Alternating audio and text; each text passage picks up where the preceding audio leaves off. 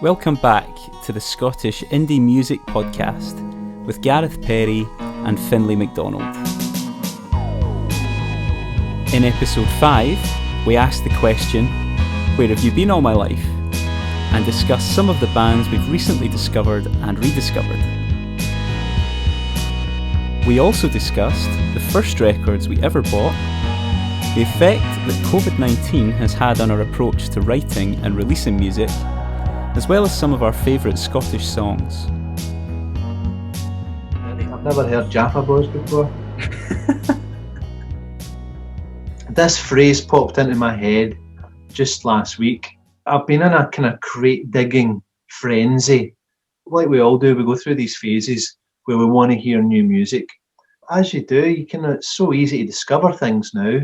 You discover artists who have been around for a while. Often you go, where have you been all my life?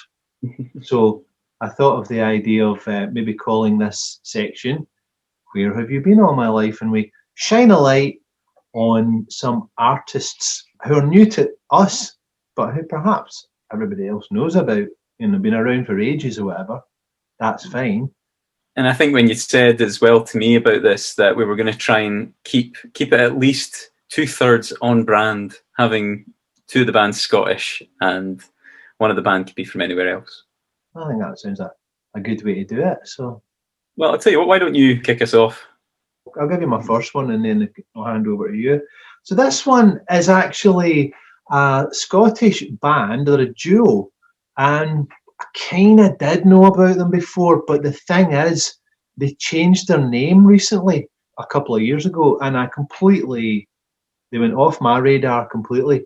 So they used to be called Happy Meals, and they're now called Free Love. And I didn't know that they'd done this, so I just thought they'd kind of disappeared. But I've now discovered Free Love, or rediscovered them, I just think they're absolutely brilliant. They're from Glasgow. They're a duo, electronic duo. There's not a lot of electronic kind of people around. Male and female duo, I can't remember their names now, but they've got really interesting melodies and really strong sense of pop, whilst also being really kind of synth pop as well. And also they sing sometimes in French, which I love. It's a kind of Glasgow French thing going on. I actually thought one of them was French, but she's not, apparently. Free Love then. So that's my first one. I think they're brilliant. Yeah. And I hope to hear more and more of their stuff as time goes on. Have you come across them? I've heard the name, although I'm more familiar with Happy Meals, so I did know that name as well. Yeah. I cannot think where from. I don't know whether it's just been on posters or if I've ever played with them or not. Don't know. But might have done. Yeah, they did have a bit of a splash maybe about 5 years ago. Yeah, you could have ended up on the bill with them or something. I don't know, maybe they just felt that the name Happy Meals wasn't on brand for their sound, and that's why they changed it. And to be fair, I think they're probably right. They're both pretty good names. They're completely they're different. Both pretty good. They're both good. They're good, but it's a difficult thing to do because they went off my radar completely. Mm-hmm. And it must have happened to quite a lot of folk. It's really quite hard to get a new thing off the ground, as we all know.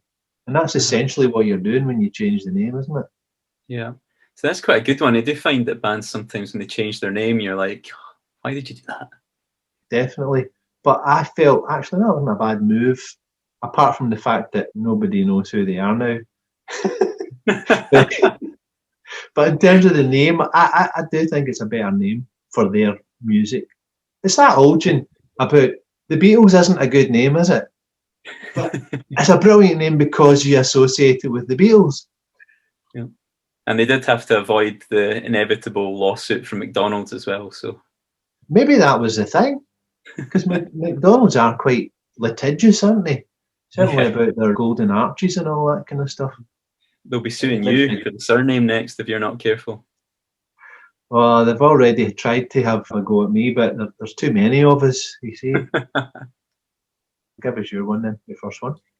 So I decided we were going to do a couple of Scottish bands. There was two that came to mind, and the first one was, they've been around for a while as well, actually, but they are still fairly new to me in that I knew of them, but I hadn't really listened to much of their stuff. I'd heard them now. I think I'd seen them a couple of times maybe before as well, just playing gigs on the same event and things.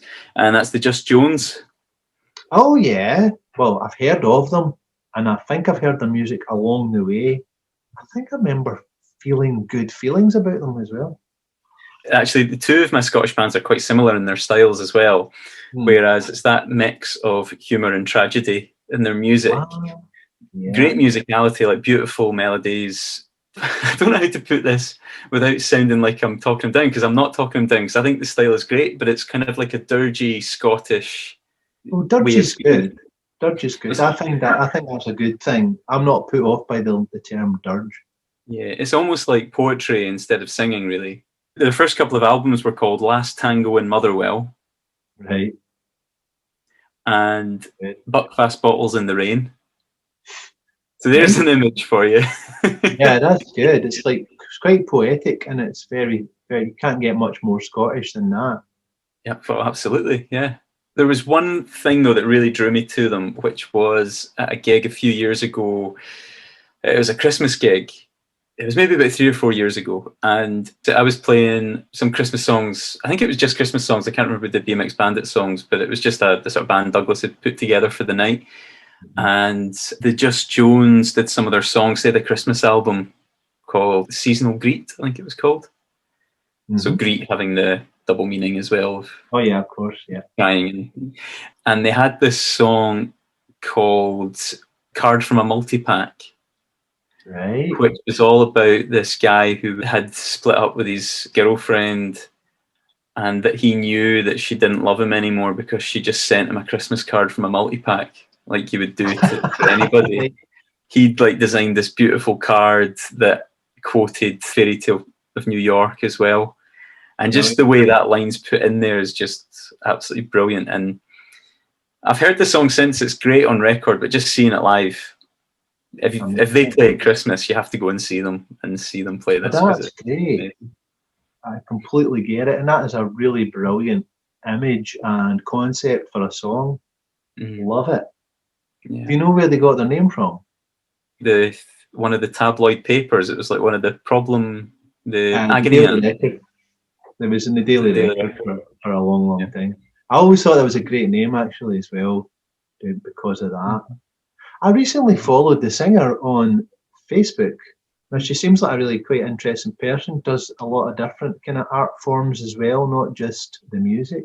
You've definitely piqued my interest there, and I'm going to check them out for absolute sure. What's your second one then? My second one is a band that I discovered. I was doing that thing on Spotify where you sort of, fans also like. So I was looking for specific kinds of music. I was going down a kind of very Scottish route just to see what other local bands are out there that are good. But this band, Cloth, do you know Cloth? Yeah, yeah. Are they on Last Night from Glasgow? They are, yeah. And I found that out afterwards as well, that they're on Last Night from Glasgow. And I've just been getting really into their album. I think they've only got one album, I'm not sure, but the most recent one anyway. It was up for a Scottish Album of the Year award. To me, they sound, and they've got a song on it called Felt, which is interesting. I wonder if it's a homage to Felt. I imagine it must be. The name Cloth has that resonance as well. That kind of a dual clean guitar aesthetic, which I absolutely love, which Felt have got. A bit like Arab Strap as well. They've probably been compared to them, but without the depressing angle. If you take the depressiveness out of Arab Strap, that sound, but more optimistic. I think that, which I love. I love Arab Strap, but it can be a wee bit depressing, let's face it. But they've got a great sense of humour and all that, and I love Arab Strap. Yeah, Cloth, they've just got this rapport with the guitars. It's a very rare thing, and they could just sit down together, play live, and it would sound amazing if it was just the two of them, although they do play with a band as well. Fantastic. Love them. Your third one then, which I believe is not Scottish. I'm just on my second one. Well, you're in the second one, so yeah. I did mention that the next one's quite similar to the first one. So. Right, okay. So they'd be interested to know if you've heard of this band, and in a similar style to the Just Jones, but I feel they're maybe not quite as well known. They're called Dumb Instrument. No, I'm not. I don't know this. I don't know. When I first came across them a few years ago, maybe about 7 or 8 years ago, at the Billy Kelly Songwriting Award, which I was helping out with at the Oranmore. So it was like there's maybe, I think there's 3 or 4 heats for bands to impress the judges and then go through to the final. There was a couple of other good bands, but they had something on another level from the other bands that were there as well. And in similar style to Just Jones, it was sort of really beautiful instrumentals, and then this sort of Scottish, I call it dirge again in a complimentary way, really beautiful poetic lyrics as well, and again with a lot of humour and a lot of tragedy mixed in. Again, I've written down a couple of their titles. I think probably their most well-known song is called Suffering from Scottishness. All right, good one, yep. They've got one called, again, Buckfast gets another mention, Buckfast versus Hash, The Battle Continues.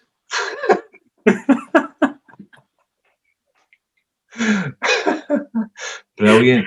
But probably my favourite one. The song's about having ginger hair and freckles, and basically about being bullied for it. And the chorus lyric is, "Don't give me a hacksaw, because one day I will hacksaw off my Jaffa boss." All right. I've never heard that term before. I'll never unsee that image. Lots of piano in it as well. That's one of the features. Which is a kind of juxtaposition. I always wanted to play with them as well. I had them in mind that we'd get them for a launch or something at some point, but it just never happened. So maybe one day I'll get in touch with them. We'll need to tag them, won't we? And maybe we can make it happen. Yeah, I see their name come up now and again when people discover them and then post on Facebook or so. This is absolutely brilliant. Why does nobody know about this? So there's a lot of people who've had that moment of, where have you been all my life with them? Aye. Oh no, definitely not. Be checking that out. I had a question which is not on my list of questions, but it was on my list. I took it off for another one, and it kind of like you've just answered it. I think it would have been, what are you drawn to? What kind of subject area, I feel like, are you drawn to as a songwriter?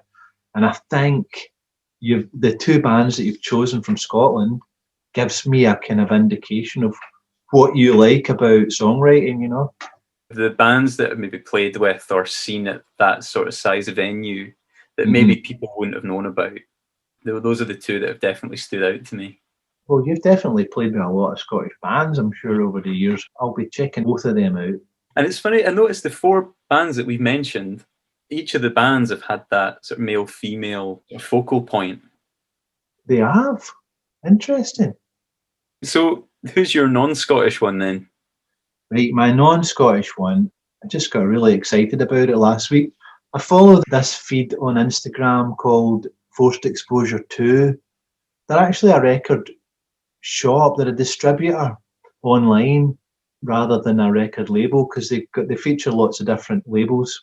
Really underground music comes out that's kind of quite contemporary, but loads of stuff that's been unearthed from the past, from all over the world. And then a lot of reggae and things like that are like from the 70s and 80s, reissued stuff. I've never heard of it, but I do quite like dub reggae, so I'll check some of that out. All sorts of different music as well. Anyway, this female singer called Selda Bagan. I have no idea if I pronounced it right. Selda, Selda, Bagcan, Bagan. I don't know how to pronounce it. She's a folk singer and guitarist, and she plays with a band as well. And she's been doing it since 1971. She's Turkish, and it's basically Turkish kind of folk psychedelia. I'm not even sure what language she's speaking, to be perfectly honest. It features electric guitars, psychedelic electric guitars. It's got synth parts, and it's got kind of groovy bass lines, and it's also got that kind of folk drone thing that folk music has. The album that I found that I really loved is from 1976. It's just called Selda. You get everything on Spotify or streaming. I don't know, she's got such a powerful voice. The way you're describing it, the synths and everything, that's quite unusual to hear that with that kind of music. But Do you know, I think we must have missed out on so much of that kind of music that's just absolutely beautiful. And just because we're so focused on ourselves, we are quite lucky with a lot of great music from Britain and America. We never really go seeking that sort of stuff out, but there must be so much of it that's just waiting there to be discovered.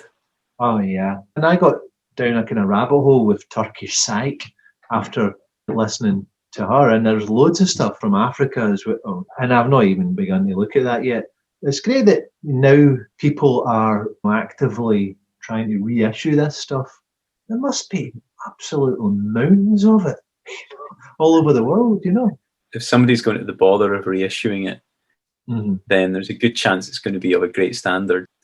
Talking about discovering new stuff, I've discovered so much stuff from parts of the world that I probably would never have discovered them from, purely from trying to find samples royalty free to use in my own stuff, because I'm trying to it's almost like links between tracks, so that the album I'm working on just now, so the songs are still standalone, but then there will be little links between them, stuff like that. There's just been a few albums recently I've heard that I quite liked that in, so I wanted to try and do that myself. That's cool. Yeah, just like wartime Sri Lankan big band music and stuff like that. That's crossed my mind, but it's good that you're actually actively doing that. So you've come across some good stuff then? Yeah, just from everywhere. And it's amazing some of the stuff that you find that NASA occasionally release just audio from their flights. Oh, wow. As royalty-free files. Amazing. There must be some purpose for that people use it for things. I don't know if it's like school projects or whatever it is. There's just so many places, just random places you would never think of, drop audio files into the public domain. They got royalty free. Have they just like released it because it's not 75 years old? If it's NASA necessarily, it's probably like what 30, 40, 50 years old. But they just released it, yeah. It actually weirdly links into my third one, which is actually a band that almost rediscovered. They disappeared for a long time and reappeared in my life again. Probably the band I've listened to most over the past couple of years is the Avalanches. And they had an album out in 2001, I think it was. It's called Since I Left You, and it had the famous video for Frontier Psychiatrist that had a bit of everything in it. The choir were ghosts, there was an old man with a turtle's body, and all this kind of stuff going on. Was it the record with the most samples ever at the time or something? The album was probably different, but that song, Frontier Psychiatrist, which was probably the one that everybody remembers from that time, I'm pretty sure it was only 2 albums. They didn't have a complete nightmare trying to get the copyright path sample cleared. I mean, somebody told me recently that, you know, a record like Paul's Boutique just couldn't be made now. You know, the Beastie Boys, because it's got like Beatles and everything and all sorts of things on it. I think it's the reason, or part of the reason, as well as being perfectionists, that it took them 16 years to release their second album, which came out in 2017, which was called Wildflower. And that was really the one that caught my attention. The first song I heard from it was called Frankie Sinatra, and it had this sort of quite playful bass line going on, a video that was a little bit reminiscent of the one from their first album. And it was all these people getting addicted to this toxic drink that was bright yellow, and ends up killing them all. But there was some really beautiful songs on that album. When I heard the album, a song called Because I'm Me, which is kind of hip hop, and there was one called If I Was a Folk Star, which is kind of dancey, a bit more that kind of chill out dance music. Just really excellent use of samples throughout as well. They had a new album out. I can't remember if it came out the tail end of last year or the start of this year, but they'd been drip feeding singles for most of last year. So you're maybe getting 1 or 2 songs every couple of months. So teared half the album by the time it came out. And there was this song on it, We Will Always Love You, which is sampled from the start of the Smokey Robinson track, I'll Take You Any Way That You Come. And that's been mixed with the Hammond song by the Roches, and just 2 beautiful songs in their own right, and come together absolutely perfectly. And then I think they got Blood Orange on there doing some fresh vocals on it as well.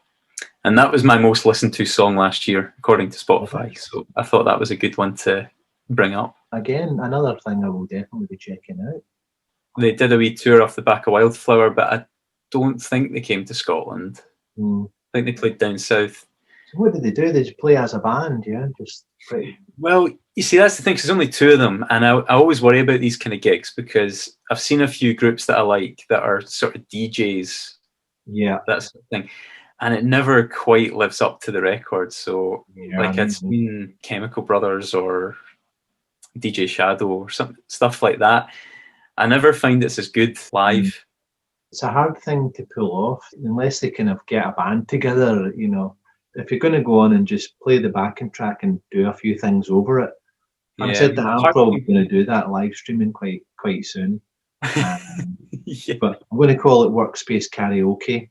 It's not going to be my live set, but I'm going to try it maybe once for streaming just to promote a few songs, you know. Yeah. You should wait till we're in level 0 and lockdown's over, and that would be the ironic time to do a live stream gig. That's pretty much what I'm going to do. I'll wait till everybody's stopped doing it. Yeah. And then I'm going to totally get into it. Yeah. Wait till the market's clear and nobody's doing it. Exactly. Will we go on to do a couple of questions then? I have mine in front of me. Let's see. I have just got 2. I thought I had 3, but I've only got 2. But I'll pick my 2 favourites out of this then. The first one that I've got is, what is the first record you bought? Single or album or both? The first single or album that I actually bought with my own money. Yeah. It's quite a hard one, I think, to remember. I need to kind of trace back my thoughts. So, like, I shared the thing on Facebook recently, the supergroups, which I don't know I've got here. That was given to me age 6. It's a compilation. It's a really amazing compilation. It's a bonkers compilation, actually. And then my brother gave me a 7-inch single of 7 Seas of Rye by Queen because I got really into Queen after Bohemian Rhapsody. What was the first record I actually bought with my own money? It must have been Queen. That's what I've got totally into. A Night at the Opera. That must be it. Because that would have been... Because it had Bohemian Rhapsody on it. I subsequently got all their albums, first 8 albums or something. But yeah, I think it must have been A Night at the Opera by Queen that I actually paid for with my own money. Yeah, my own pocket money, saved up for, you know. That's not a bad one. It's great. It's a great album. Do you know the album? Yeah, Yeah, that was what my daughter got into Queen after, like so many kids, after the film. So I was, like, she's listening to the kind of classic songs on Spotify, whatever, the most famous ones. So I said to her, right, download A Night at the Opera and A Day at the Races. And I did it for her on her phone. So just listen to these 2 albums. And she did. And then she got totally immersed in Queen for a couple of years. Like, she learned to play Bohemian Rhapsody and a good few more on the piano and things like that. Just really, she can tell you every song in their catalogue, probably, you know. I've noticed that, and I don't know if it's because of the Bohemian Rhapsody film and Mamma Mia as well, but there seems to be a whole new generation of Queen and ABBA fans. Oh, yeah. I think kids just, they've got a great kind of way of looking back on the past and just taking the good stuff and then not being bogged down by all the nonsense that we were because we lived through it and stuff. But is it cool? Is it not cool? And this and that and the next thing. Well, will I tell you my first record then? Yeah, go for it. So I don't actually remember the first album I bought, but I can remember the first single I bought. And it technically wasn't with money, but it was with an hour price voucher that my brother had given me for my birthday. So it's kind of the same thing. Same thing. It's the closest thing to money you have as a 8 or 9 year old or whatever it was. Yeah. You'll probably remember it, and I wonder if you've ever met this guy. It was the guy Whitetown. The woman. What's his name again? Because I saw him cropped up recently on Twitter. Jyoti Mishra. Yeah, Jyoti Mishra. Yeah. That's a great record. I love that. Yeah, really cool. And again, it's got the sample in it as well, and the That sort of sample. wartime. What is that sample? I did know it at one point. I can't remember the name of the tune, but it's one of those sort of gramophone sort From of an old. wartime things. Yeah.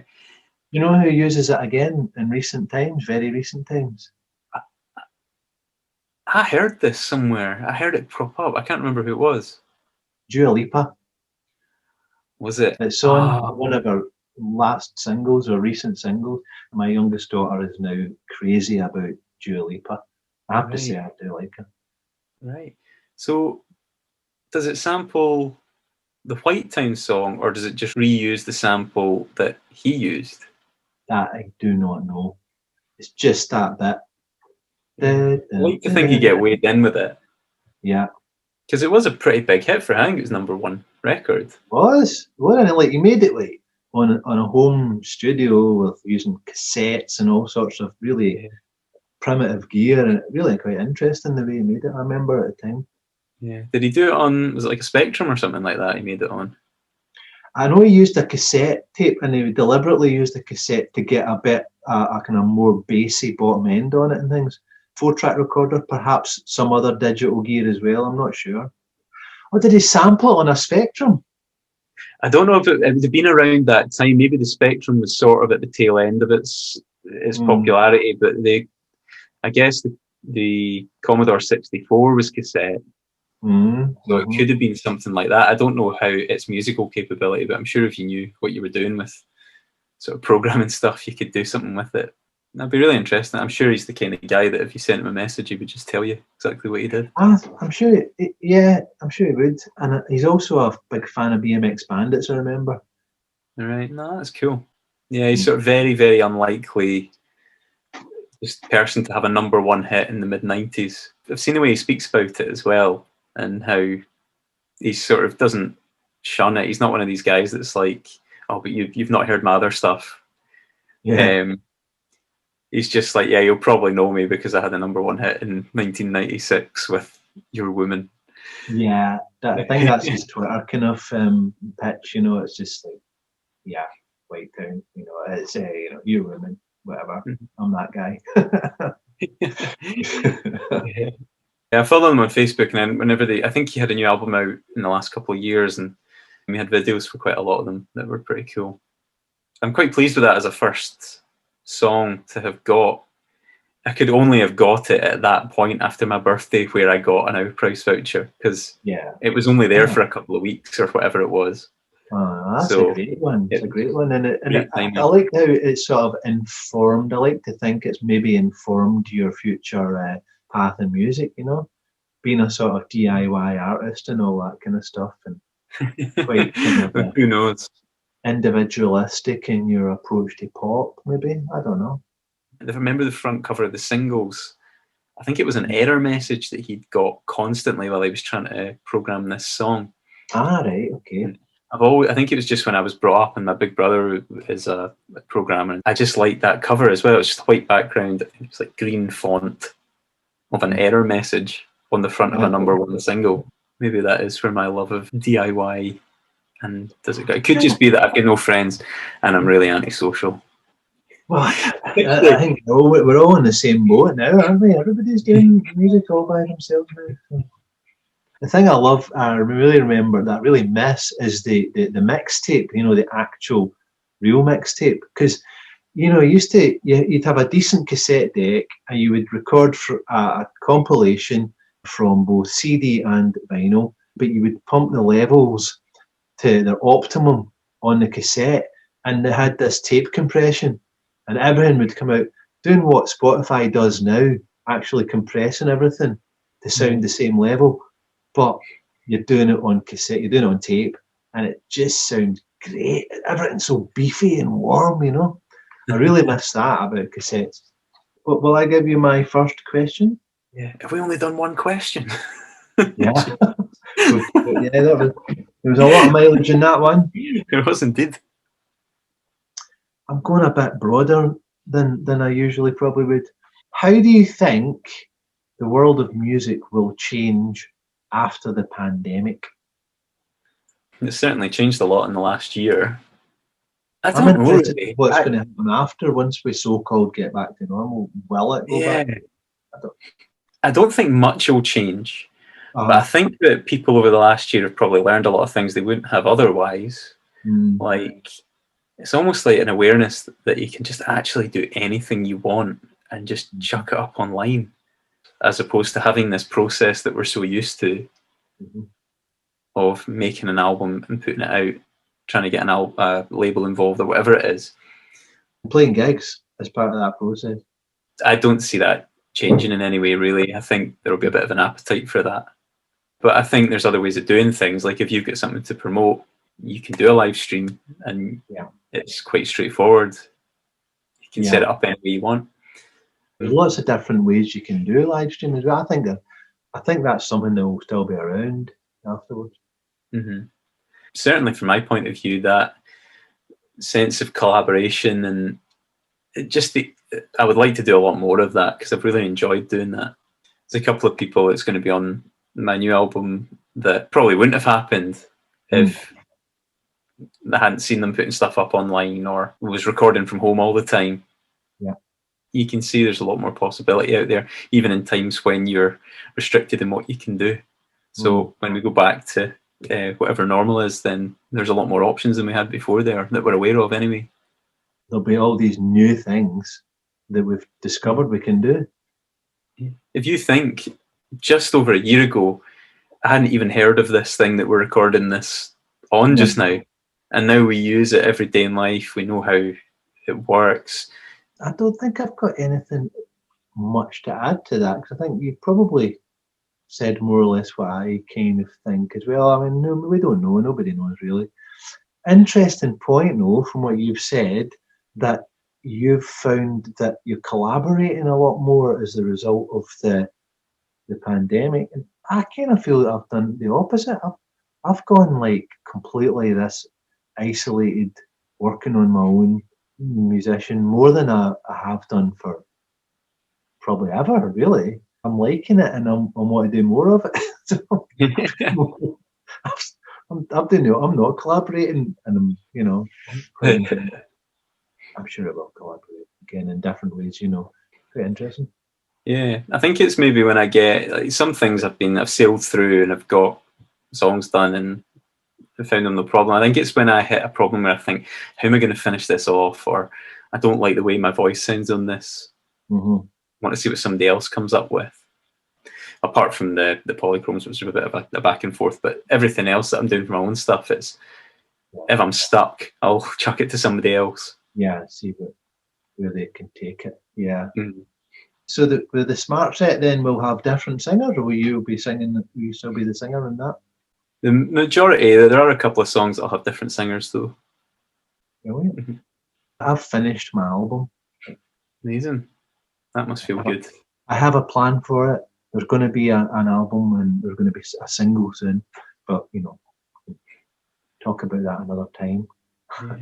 I was actually thinking I'd like to do a live stream, but also I was thinking that could be a good thing to collaborate on, like a live stream gig where you play and I play. We'll do it together, just like this kind of thing. Yeah, that'd be great. That'd be really, really cool.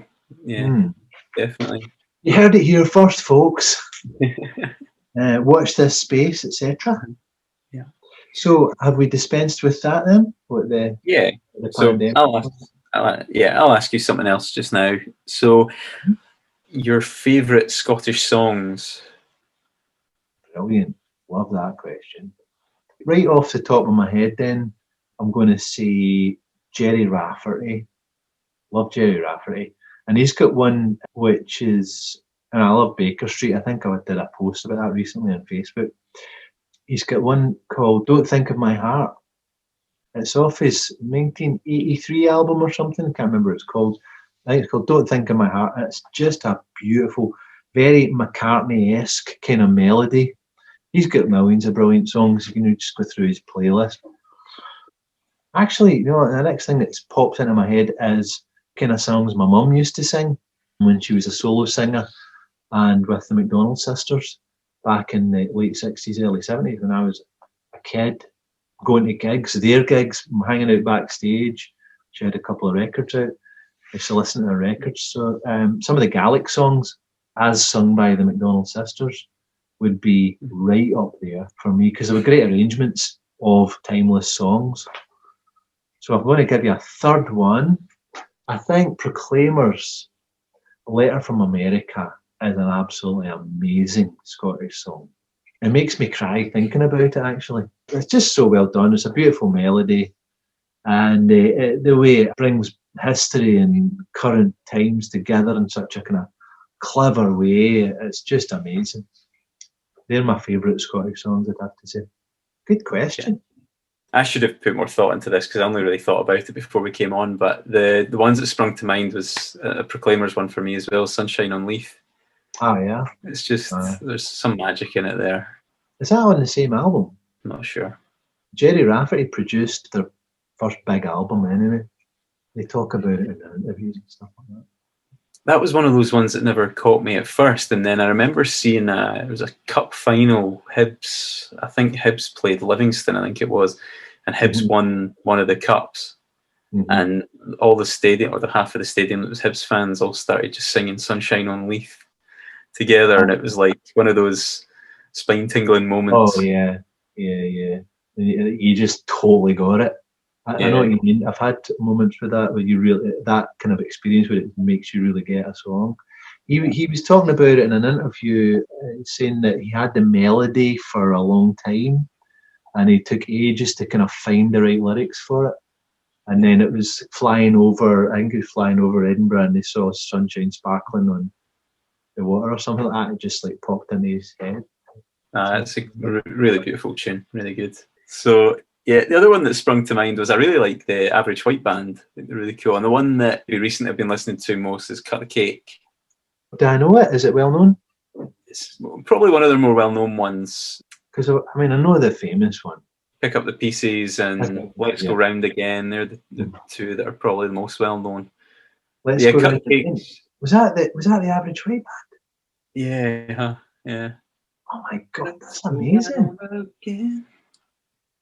I did not know that it was them. Yeah. Amazing record. They were so great. I mean, they were like really respected, even by like proper black funk artists from America and all that, weren't they? All the legends thought they were great. It's like Tayside they're from, isn't it? Perth or Dundee or something like that. Yeah. They sound very authentic for the style of music they're going for. They don't sound like a bunch of blokes from the 70s in a Scottish band, did it? You know, keep playing in a from a small Scottish town, Stirling Miners Club or something like that. Some of my friends, like they say, "Oh, you're like," if we're talking about Scottish bands, I bring them up, and everyone's like, "What? They're not Scottish." So Cut the Cake. The other one that came to me, I'm sure I'm missing some here, like that would be really glaringly obvious, but the other one that just came to mind was Magic by Pilot. Oh, amazing. Love Pilot. And there's so many that I'll probably think of now, but yes, great. I mean, they've got loads of great songs as well, but that one just came on the other day and it's like instantly in a good mood as soon as you hear it. It really is. It's used in the end of I think it's Happy Gilmore.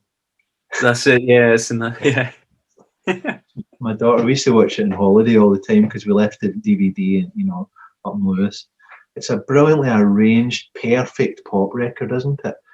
Every note really packs a punch. So it's just a great pop song, isn't it? Yeah, and January's great as well. Aye, so interesting we both mentioned the Proclaimers as well. There's something very Scottish about them, I suppose. There really is. They've done that brand probably better than anybody else. Yeah. I've heard Stuart Cosgrove on the radio say that when he was working at the NME, that it was Pat Nevin, actually, the footballer who, I know he did DJing, but I think he worked, I don't know if he was doing reviews or if he was writing articles or something for the NME. So Pat Nevin gave this tape to Stuart Cosgrove and said, "You got to listen to this." And it was the Proclaimers. I don't know what, I think he's mentioned the Letter from America. He was dreading listening to it. He's like, "This is going to be rubbish. I'm going to hate this, and it's going to make me feel bad because they're Scottish." And and then he's into like soul, like Northern soul. He was in the 80s, very much so. He loved it, and he just said like it totally broke the mold of everything that he was into and stood for in his tastes, and he absolutely loved the Proclaimers ever since. Aye. No, that's definitely that kind of song that can change your kind of opinion around, yeah. Because I was probably a little bit sceptical about them before then as well. I've got a story about Stuart Cosgrove, but it's too long for this episode. I'm going to maybe keep it for another time. It's about my first adventure into the world of pop. Let's put it that way. But right. I'm going to keep it to another time. Let's just yeah. Have we done all the questions? I asked you one, and I've still got another one to ask you. Sorry. So, how were you affected by the death of David Bowie? Dude, sorry, I thought you were going to say Prince Philip. I knew you'd think it was someone else. Oh, man. I think you can tell from my reaction how deeply I've been affected by the death of Prince Philip. No, that is pretty funny that flashed through your mind that he's actually going to ask me that.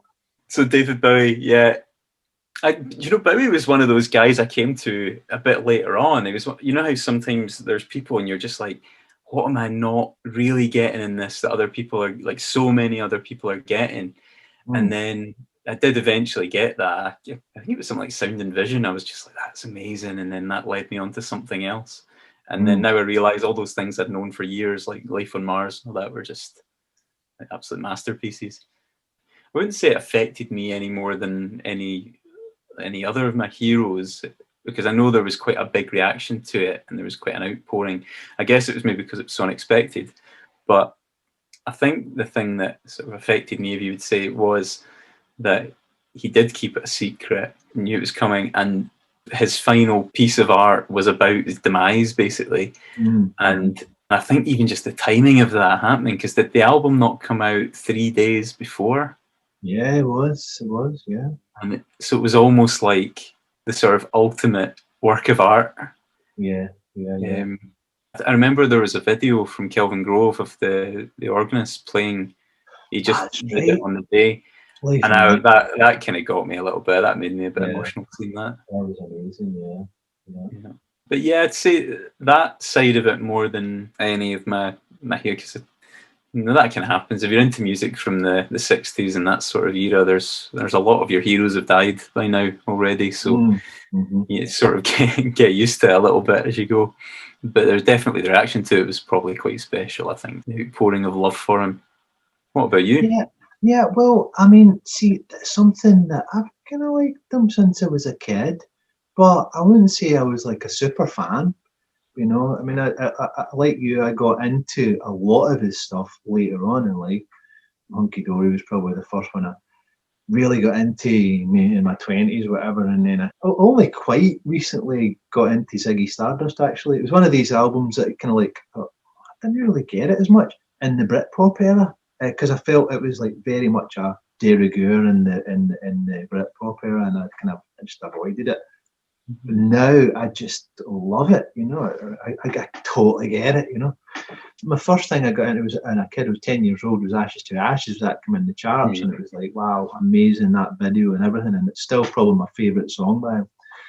But the thing about Bowie, right, for me, is I felt that his death was a thing which unleashed a lot of creativity in the world. And for me, changed my whole way I think about music and the way I approach music.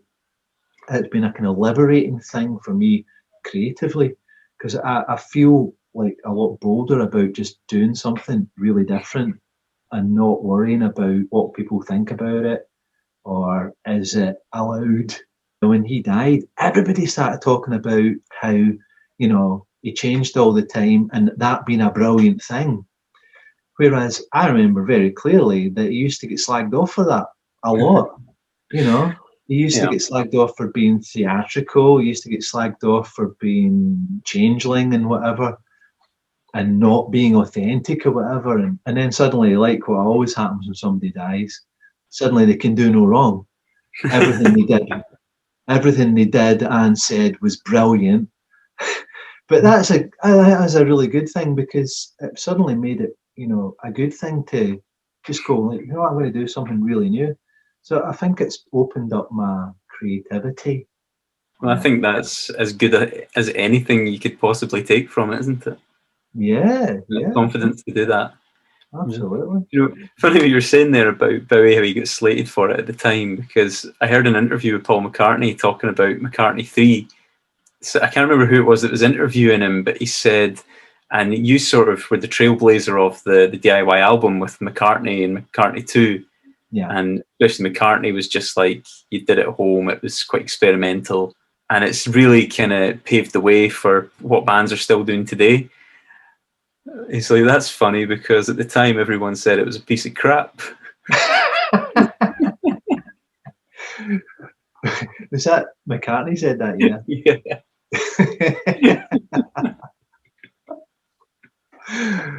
Oh man. And I can imagine probably a lot of folk did, because it came out maybe about the same time as Abbey Road. Yeah, I think the first album, the first McCartney, was 1970, or was it 69? Something like that. One of the two. There's a melody on it which is actually the same melody as on one of the songs in Abbey Road. He's recycled it, but I love that McCartney album. Fantastic. Just a great kind of vibe about it. You can feel that, recording an 8-track, him and Linda and the farm and all that, and you can just kind of sense the circumstances it was recorded in. Yeah, it is a good album. Really nice tunes on it. Has that got Maybe I'm Amazed on it as well? Yeah, one of his big, spectacular, great songs. Yeah. The second one was a bit more experimental. I think it was maybe about 10 years later. Which again is a brilliant album as well. It's got that Temporary Secretary. Yeah. Really insane but brilliant record. It's like, wow. That was a good question, actually. There's not really been a reaction like that to anybody's death other than him, because I think even Michael Jackson and that, although he's got super fans, but I think collectively in the sort of music world, it seemed sort of universally loved, I think. I've never really heard anybody say they hate David Bowie. No, it's true. It's not like he sort of splits the critics, like Queen or something, or even like the Clash, another band I really like.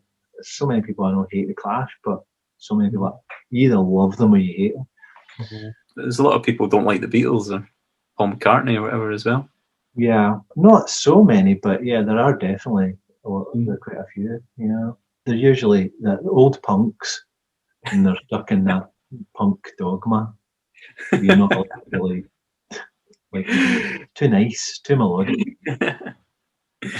Aye. Brilliant. Good stuff. Until the next time. Yeah, until the next time when I probe Finlay about his Stuart Cosgrove story. Yeah, I must put that down in the diary. I look forward to that. Me too. It's going to be a good one. Right, listeners. See you next time.